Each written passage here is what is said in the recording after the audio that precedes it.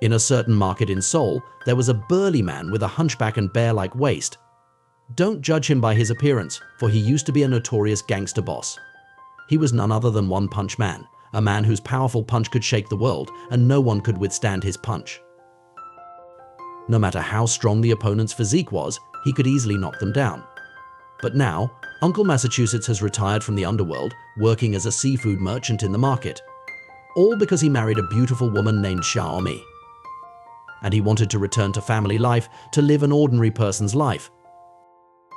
On this day, as the two of them were on their way home, a car suddenly hit them from behind. Uncle Massachusetts quickly got out to check and asked the driver of the other car to get out and resolve the accident. But the driver was arrogant, throwing a stack of money on the ground. Uncle Massachusetts initially thought of taking the money and settling the matter, but Xiaomi was not pleased. She unleashed a barrage of curses at the driver and said she would report the incident to the police. This frightened the big boss sitting in the back seat, as there was a bound girl in the car. The imposing boss angrily got out of the car, opened the door, and delivered a series of powerful kicks to the driver. Those kicks nearly sent him to the northwest, and then the boss dragged him out of the car, landing several heavy slaps and even made his subordinates apologize to Uncle Massachusetts and his wife. Seeing this, Uncle Massachusetts didn't say much and left the scene with Xiaomi. Little did they know that their actions had caught the attention of the other party. The big boss's name was Sang Biao. He was a human trafficker dealing with young and beautiful girls, selling them to wealthy people for profit.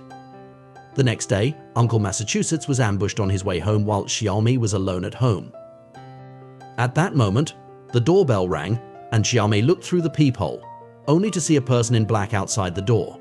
This frightened her. Suddenly, the person in black broke in and Xiaomi quickly hid in the bedroom and locked the door, and then took out her phone to call the police. But another person in black smashed the window and broke in from behind it. The two of them blocked Xiaomi from both sides and then knocked her unconscious. The mastermind behind it all was Sang Biao.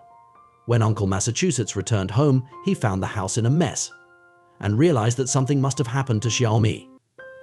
He hurriedly went to the police station to file a report, but when they checked the surveillance footage from that night, they couldn't find any useful clues due to the blurry image quality. Moreover, Xiaomi had been missing for less than 24 hours, so the police did not take immediate action. Uncle Ma walked out of the police station in despair, and his friend Brother Chang came to help. Just then Uncle Ma's phone rang. And it was a call from Sang Biao that he threatened Uncle Massachusetts that if he dared to report to the police again, he would send Xiaomi to her demise in the northwest. Then he instructed Uncle Massachusetts to go to a coffee shop. But when Uncle Massachusetts arrived there, all he saw was a bag and a cell phone. Suddenly the phone rang and Uncle Massachusetts hurriedly answered.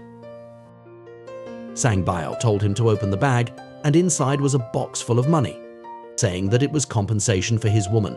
This enraged Uncle Ma, and he immediately went back to the police station. But the authorities didn't take it seriously and confiscated the money, standing at the door, looking at the missing person notices plastered on the bulletin board. He knew he couldn't rely on the police. So he decided to take matters into his own hands, and what followed was a bloody massacre.